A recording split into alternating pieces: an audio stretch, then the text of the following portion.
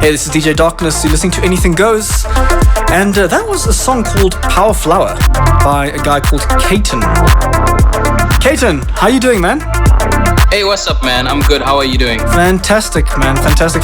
Thank you so much for joining us tonight. Anytime. You're welcome. So tell me, bro, like what actually inspired this track? I mean, it's so soulful. It's very nice. It's got a nice sort of feel to it, like a deep house kind of vibe. What inspired it?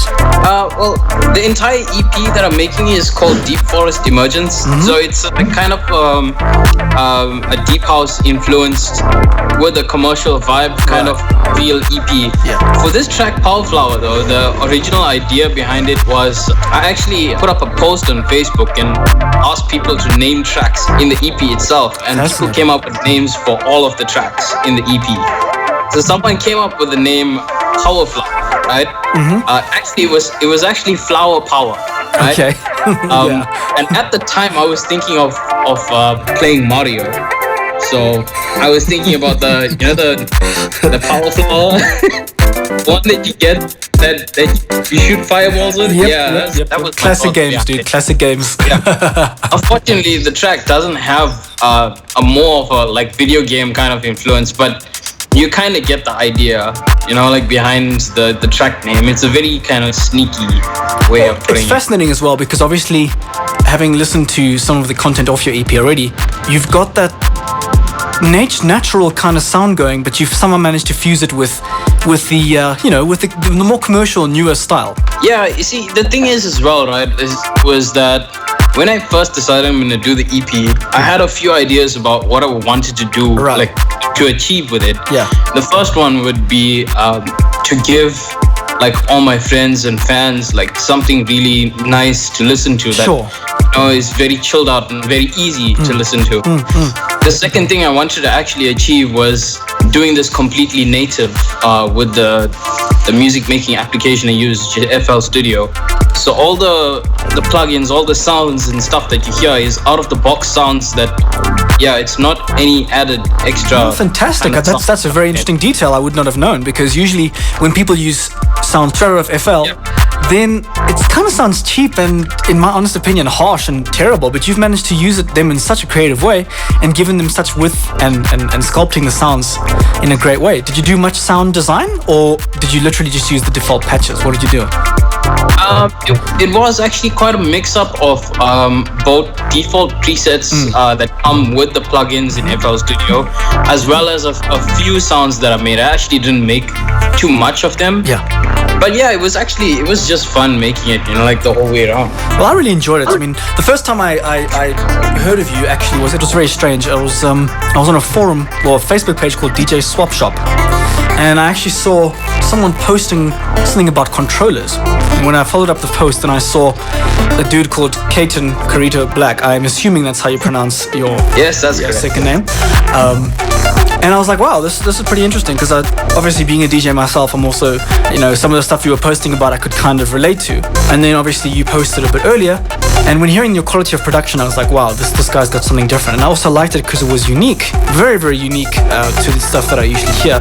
I really, really liked the feel of your music. I can feel the soul in it, and I think for me, that's what I love about your stuff.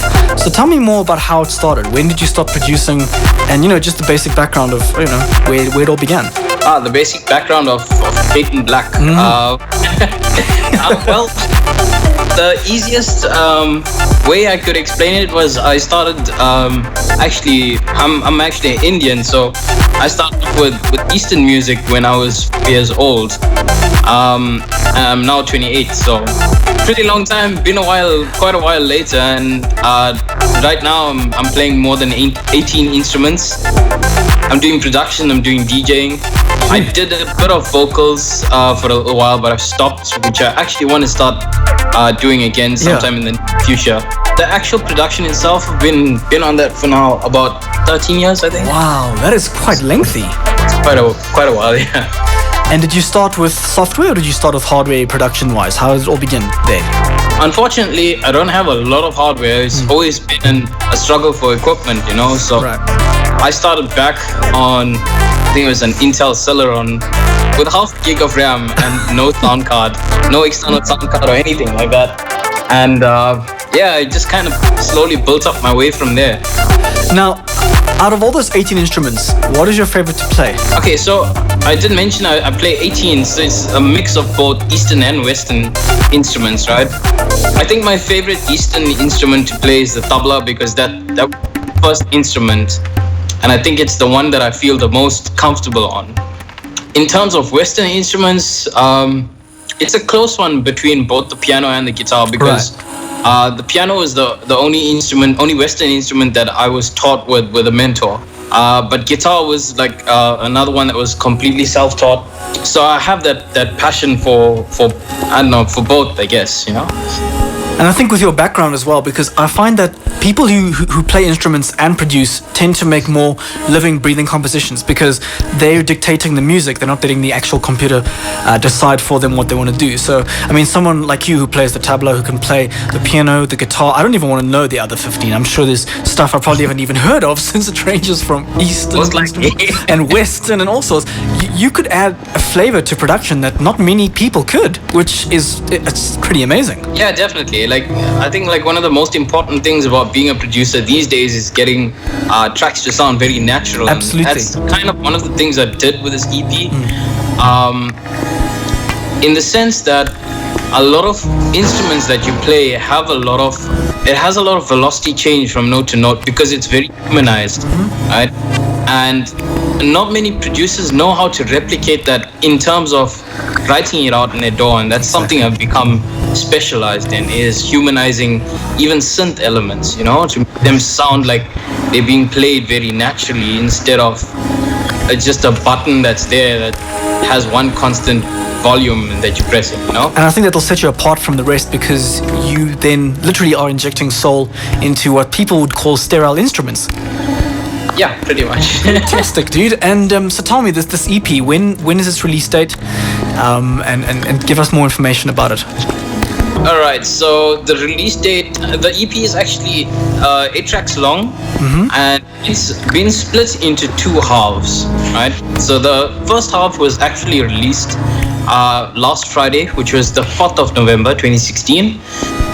The second half is due to be released on the 18th of November of this year as well. Fantastic. And then why did you split it into 2 halves? Was there a certain reason why you did this?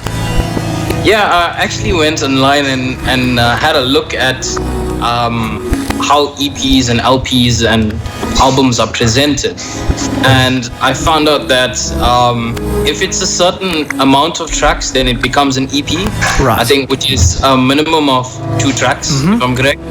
If it's 6 tracks but not more than 8, then it's a double EP. Right, that's correct, yes. And if it's 10 tracks or more, then it can be deemed as either an LP or an album. What are your basic aspirations with this EP? I mean, I know you really want to get good music out into the world. I can tell by hearing the music that it's really good music.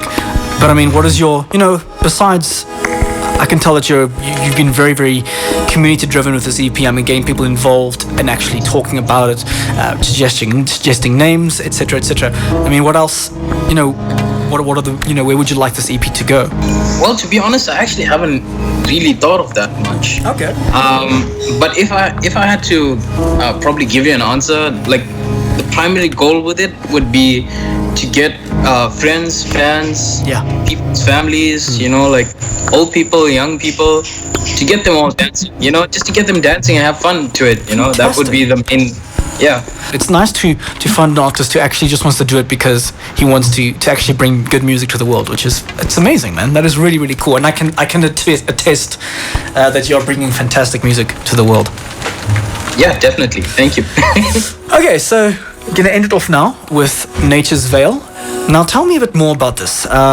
So your EP is called Deep Forest Immersions, and I'm assuming this Nature's Veil has to do with that, right?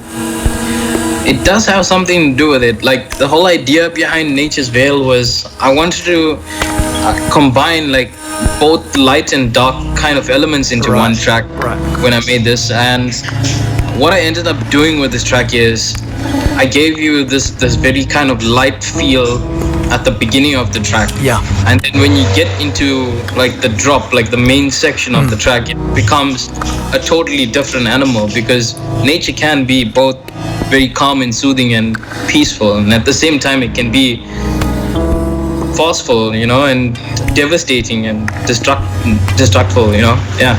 I like how your tracks have a story behind them that are totally just out there and different, and I love what you do, man. Just keep it up, Katon, and it's been an absolute pleasure talking to you, bro. I'm definitely going to be keeping up with your work, and we'll definitely be promoting you on the show several times, man. All right, awesome. Thank you so much for the interview. No, it's a big pleasure, dude, and have an epic evening further, man. Thank you. You too. All right, cheers. Like, man. Bye. To get in touch with Katon, just search for him on Mixcloud, Katon Black, SoundCloud, and Facebook. This is Ninth Floor Radio DJ Darkness. Stay tuned for more interviews. Anything goes.